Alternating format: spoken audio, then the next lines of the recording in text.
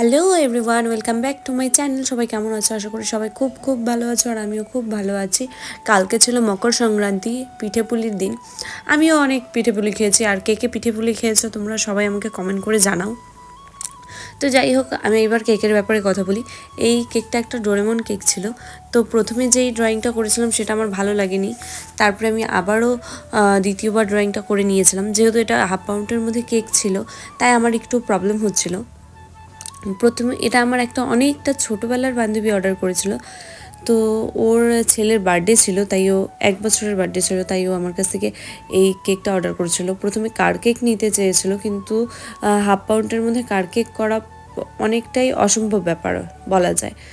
তো হাফ পাউন্ডের মধ্যে ডোরেমন কেকটা করাটাও খুব একটা যে সুবিধার ছিল সেটাও না। সত্যি বলতে আমি কেকটা বানানোর পরে যখন ওয়েট করেছিলাম তখন অনেকটা বেশি ছিল, প্রায় 1 পাউন্ডের কাছাকাছি চলে এসেছিল। আর তোমরা জানো কি, আমি এই কেকটার জন্য কোনো রকম কাস্টমাইজ চার্জও নিইনি। এই পুরো কেকটার ডেকোরেশনটাই করেছিলাম স্মল স্টার নজেল দিয়ে, দেখেই বোঝা যাচ্ছে। আর আর্টগুলো করেছিলাম চকলেট গানাশ দিয়ে।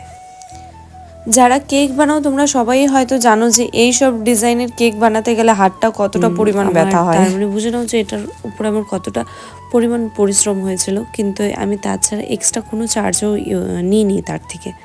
যাই হোক, আজকের জন্য ভিডিওটা এতটুকু। যদি ভালো লেগে থাকে লাইক কমেন্ট শেয়ার করতে ভুলবে না। দেখা হচ্ছে আবার নতুন কোনো কেক ডেকোরেশনের ভিডিও নিয়ে।